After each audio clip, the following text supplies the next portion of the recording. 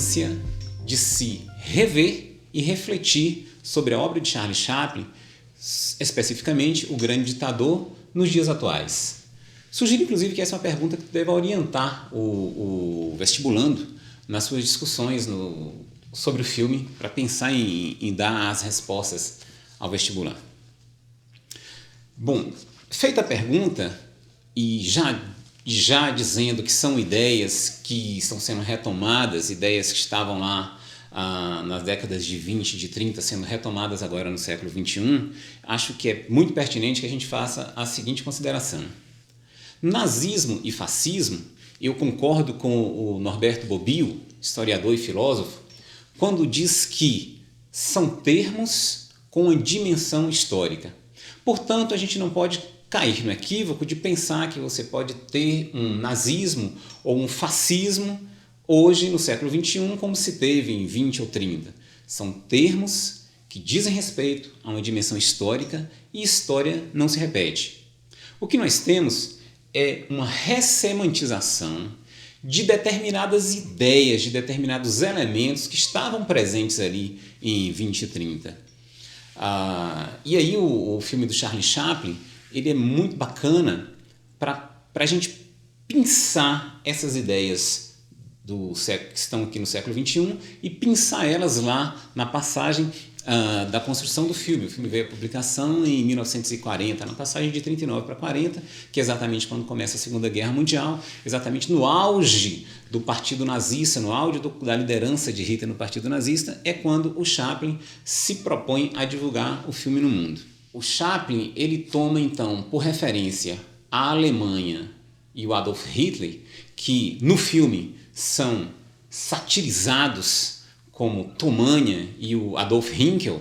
Ao mesmo tempo ele toma também lá o Benito Mussolini e a Itália, que são as referências do fascismo. Lá no filme aparece satirizado como o Napalone e a bactéria. A referência é super engraçada, né? O Chaplin, ele utiliza sempre de um elemento burlesco para atravessar uma crítica extremamente fina. Então, essas realidades aí de 20 e 30 são ali trazidas à tona no filme do Chaplin, O Grande Ditador, que já vinha numa pegada de uma crítica. Aliás, na verdade, a maior parte da obra de Chaplin é extremamente crítica, tem uma crítica muito fina. Eu tomaria como referência aqui tempos modernos, para a gente pensar o lugar dessa crítica fina, o lugar de uma crítica à industrialização, à alienação do ser humano. E em O Grande Ditador, o que a gente tem é a emergência de um filme político do Chaplin. Esse, sem dúvida nenhuma, é o filme mais político do Chaplin, onde ele toma um posicionamento contra um determinado modelo de partido político, modelo de formação política. E quais são as características desse modelo nazi-fascista que estão presentes lá em O Grande Ditador? Totalitarismo, militarismo, o ufanismo, que é o nacionalismo extremado, o caráter antidemocrático, antiliberal, o caráter anticomunista, são todos elementos que estão presentes ali no filme do Chaplin, que a gente vai ver em diversas passagens, sobretudo nos discursos. Assim, muito bacana, sugiro que o vestibulando que ele atente bem para aqueles discursos que aparecem no filme, que são proferidos pelo Adenoid Hinkel. Os discursos são orientados por Goebbels, que é uma sátira do ministro da comunicação nazista, o Joseph Goebbels. Goebbels era o grande orientador intelectual de Hitler. Então, em diversas passagens, a gente pode notar ali a orientação nazifascista dada por Goebbels, conferida por Goebbels e feita chegar ao povo pela palavra de Hinkel. Esses elementos são elementos extremamente fortes e o Chaplin, ele utiliza de uma síntese na beligerância da Alemanha para fazer essa crítica. É super bacana a gente perceber no filme a sátira imensa e fugaz e tenaz que o Chaplin faz quando ele coloca em cena a maquinaria de guerra alemã, aquele fálico canhão chamado Bertha, que no meio da guerra, no meio do disparo, ele falha. Ao mesmo tempo, na sequência, o soldado alemão, no meio da Primeira Guerra Mundial, ele para perguntar ao capitão como é que se utiliza uma granada. Sem dúvida nenhuma, é uma sátira mordaz à famosa tecnologia alemã ali na década de 30. Não há sombra de dúvida de que existia um conceito no mundo de que a Alemanha era essa máquina de guerra com uma técnica avançadíssima, com uma exímia atuação na Segunda Guerra Mundial. O Chaplin está fazendo uma crítica a isso. Os elementos nazifascistas que estão mais presentes nessa retomada dos últimos anos no Brasil e no mundo sejam, sobretudo, o ufanismo, que é o nacionalismo extremado, e o racismo a ele coalescente. E o Chaplin já fez ali no filme uma crítica assim, mordaz ao racismo, quando ele coloca para fazer o papel de Hinkel o mesmo ator que faz o papel do barbeiro judeu, ou seja, ele mesmo, o próprio Chaplin. É uma crítica mordaz às teorias eugênicas construídas na Europa no século XIX, que propunham que a raça ariana era a raça superior naturalmente, a famosa teoria da superioridade racial branca, que tomava como inferiores tanto negros, judeus, latinos, índios, qualquer um que não se enquadrasse no modelo ariano. Bem, voltemos aqui então para o ufanismo, para o nacionalismo. A perspectiva ufanista na Alemanha, lá na década de 30 e 40, nessa perspectiva, o Partido Nazista criou um slogan chamado "A Alemanha acima de tudo".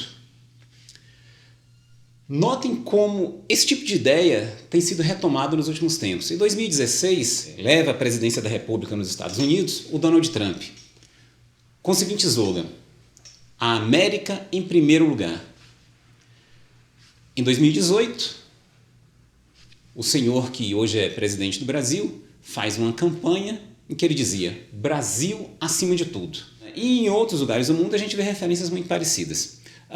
Notadamente, o que se tem na construção desses slogans? É a ideia de que você tem um país com uma cultura específica, com uma cultura determinada, e dizer-se que um determinado país tem uma cultura específica é sinônimo de dizer que existe um cidadão adequado para aquele lugar, um cidadão adequado com um padrão de comportamento, um tipo de homem padrão, um tipo de mulher padrão, um tipo de cidadão padrão.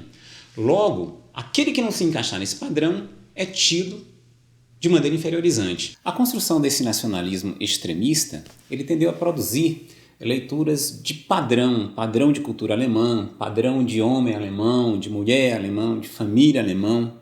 São essas construções de viés fascistas que são retomadas na contemporaneidade. A grande questão é que nós não temos em lugar nenhum tal estrutura de fato ou de cultura única, padrão e comum. O que nós temos, na verdade, é uma diversidade sociocultural em todos os lugares. A leitura de viés fascista ela tende então a suprimir as diversidades socioculturais, os modelos diferentes de família, os modelos diferentes de gênero, os modelos diferentes de construção social. E já notamos alguns sinais contraditórios desse novo viés fascista. Só para citar o caso do Brasil, por exemplo, eu retomo aqui as últimas mudanças no cenário que criminaliza a homofobia. Em 2019, o Superior Tribunal Federal, por pressão do movimento LGBTQ+, ele acabou criminalizando a homofobia. Tudo bem que já foi tardiamente, mas ele dá um passo que é um sinal contrário ao renascimento das ideias de viés fascista. Assim como também a gente vai ver outros sinais no mundo. A Espanha, que viu o crescimento de um partido de extrema-direita, o Vox, disputar seriamente a eleição em 2019, no final o Vox perde a eleição na Alemanha. Na própria Hungria, que a gente já comentou, a gente vê o partido de extrema-direita, ele acabou perdendo a administração da cidade de Budapeste. Então há sinais contrários também, pequenos sinais de fumaça que vão demonstrando que esse viés fascista ele não se estabelecerá sem luta, não se estabelecerá sem enfrentar uma série de contradições. E de fato, que os grupos, pessoas e coletivos que representam essa diversidade sociocultural no mundo hoje, ela está mais instrumentalizada para lidar com essa nova onda de viés nazifascista. Acho que é por aí.